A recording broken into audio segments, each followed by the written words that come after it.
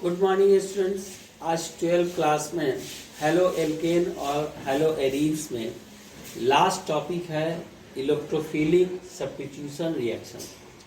सबसे पहले ये जानेंगे कि इलेक्ट्रोफिलिक सब्स्टिट्यूशन रिएक्शन होता क्या है। तो substitution reactions take place by electrophile is called electrophilic substitution reaction. कहने का मतलब हो गया कि जो सब्स्टिट्यूशन रिएक्शन इलेक्ट्रोफाइल के द्वारा होता है उसको हम लोग कहते हैं इलेक्ट्रोफिलिक सब्स्टिट्यूशन रिएक्शन। इलेक्ट्रोफाइल का मतलब क्या हो गया? Electron loving species.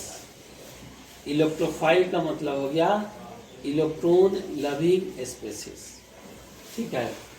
तो हेलो एरीज जो होता है, सवाल उठता है कि जितने भी इलेक्ट्रॉन डिफिशिएंट स्पेसीज है, ऑल इलेक्ट्रॉन डिफिशिएंट स्पेसीज सभी के सभी इलेक्ट्रोफाइल है।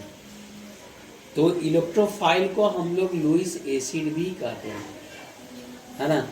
इलेक्ट्रोफाइल को लुईस एसिड कहते हैं। लुईस एसिड का मतलब होता है कि लोन पेयर गेनिंग स्पेसीज, है ना, लोन पेयर एक्सेप्टिंग स्पेसीज। तो हेलो एरीन जो है इलेक्ट्रोफिलिक सब्स्टिट्यूशन रिएक्शन शो करता है ड्यू टू रेजोनेंस। रेजोनेंस में क्या होता है कि परमाणुओं के पोजीशन में कोई अंतर नहीं होता है, लेकिन इलेक्ट्रॉन डिस्ट्रीब्यूशन में अंतर होता है। पहले हम लोग देख लें कि रेजोनेंस होता क्या है।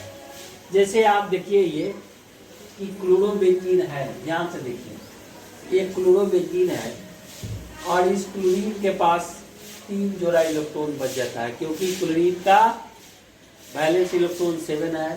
तो इस तरह से एक एक यहाँ शेयर कर लिया, बाकी 3 जोड़ा बच गया, 1 2 3 जोड़ा बच गया। अब ये जो एक जोड़ा इलेक्ट्रॉन है ये यहाँ पर शिफ्ट करेगा। ये जैसे ही इलेक्ट्रॉन शिफ्ट करेगा ये इलेक्ट्रॉन यहाँ पर शिफ्ट कर जाएगा, क्योंकि अगर ये शिफ्ट नहीं करेगा तो ये स्टेबल नहीं होगा। क्योंकि ये अगर ये शिफ्ट कर गया, ये शिफ्ट नहीं किया तो कितना हो जाएगा? 2 2 4 2 6 और 2 8, है ना, और 2 10।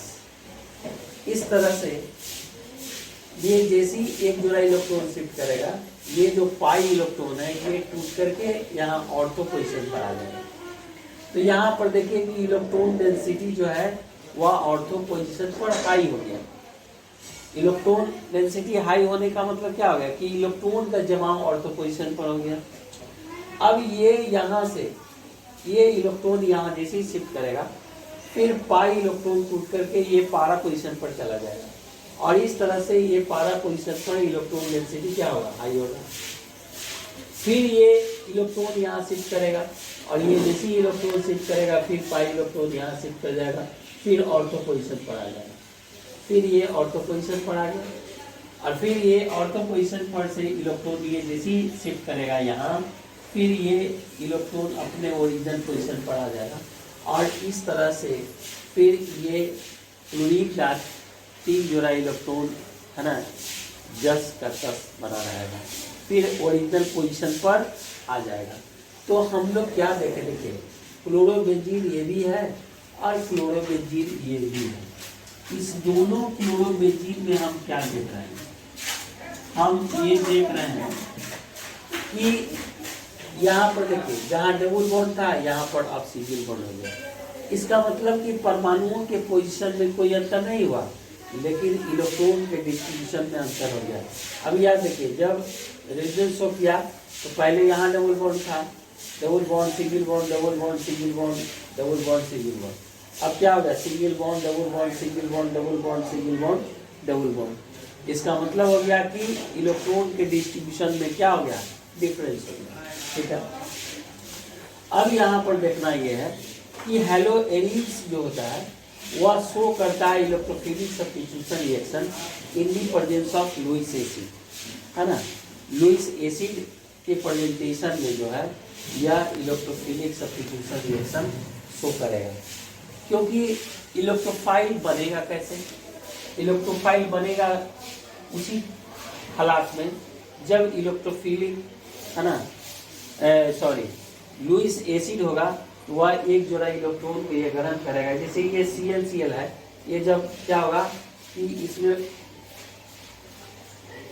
इसमें जो है ये FeCl3 है, तो FeCl3 है तो इसके पास Fe के पास 3 जो इलेक्ट्रॉन्स है, 3 इलेक्ट्रॉन्स है ना।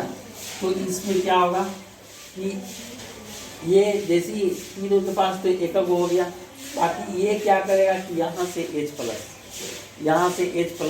हटेगा और वह हटेगा तो Cl को ले लेगा। इस तरह से एक Cl के पास प्लस हो जाएगा, तो प्लस हो गया तो इलेक्ट्रॉन डेंसिटी कहाँ पर हाई हो गया, ऑर्थो पोजीशन और पारा पोजीशन।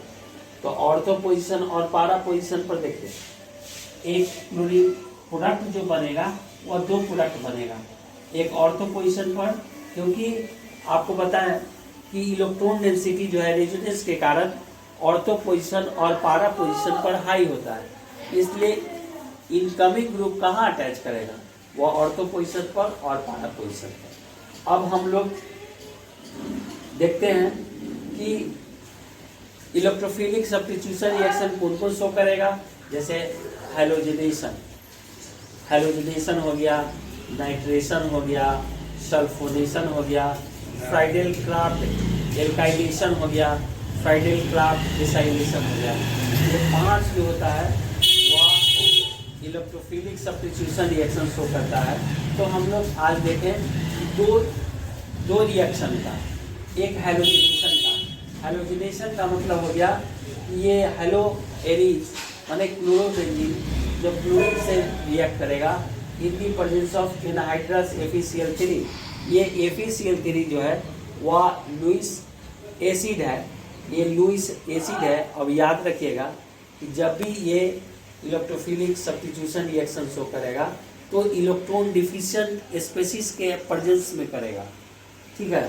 क्यों करेगा, क्योंकि ये यहाँ पर देखिए जैसे FeCl3 है तो Fe क्या करेगा, 3 इलेक्ट्रॉन जो है लूज करेगा, 3 इलेक्ट्रॉन लूज करेगा तो ये Cl तीनों जो है ना ले लेगा। तो ये ले लेगा तो ये H+ यहाँ से हटेगा तो क्या हुआ, इलेक्ट्रॉन डिफिशिएंट हो गया। तो इलेक्ट्रॉन डिफिशिएंट हो गया तो क्या हुआ, एक क्लोरीन जो है वह हाइड्रोजन से जो है ना हाइड्रोजन को लेकर के अलग हो जाएगा और दूसरा क्लोरीन जो है वो ऑर्थो और पारा पोजीशन पर शिफ्ट कर जाएगा।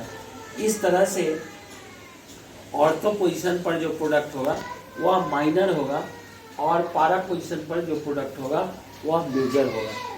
दूसरा हम लोग देखते हैं नाइट्रेशन।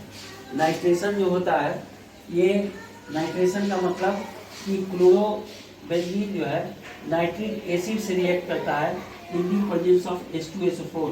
H2SO4 भी क्या है, लुईस एसिड है।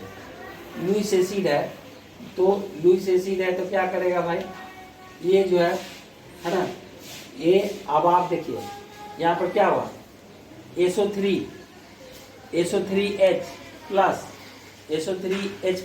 और OH- और यहाँ से H+ वाटर फॉर्म कर देगा और इस तरह से SO3H+ पर हो जाएगा। ये इलेक्ट्रोफाइल हो गया, इलेक्ट्रोफाइल हो गया NO2। तो यहाँ पर क्या होगा, ये देखिए HO और NO2 हो गया। तो HO और NO2 हो गया तो ये क्या करेगा कि ये इलेक्ट्रॉन जो है सिर्फ ये इलेक्ट्रॉन जो है ये खींच लेगा, इसको खींच लेगा तो क्या होगा, Cl इलेक्ट्रॉन इसको खींच लिया, Cl इलेक्ट्रॉन खींच लेगा तो OH क्या होगा, माइनस हो जाएगा और यहाँ से H+ जो है हटेगा, यहाँ से हटेगा तो H+ और OH- हो गया, OH- वाटर फॉर्म कर गया और ये NO2 जो है यहाँ पर शिफ्ट कर गया।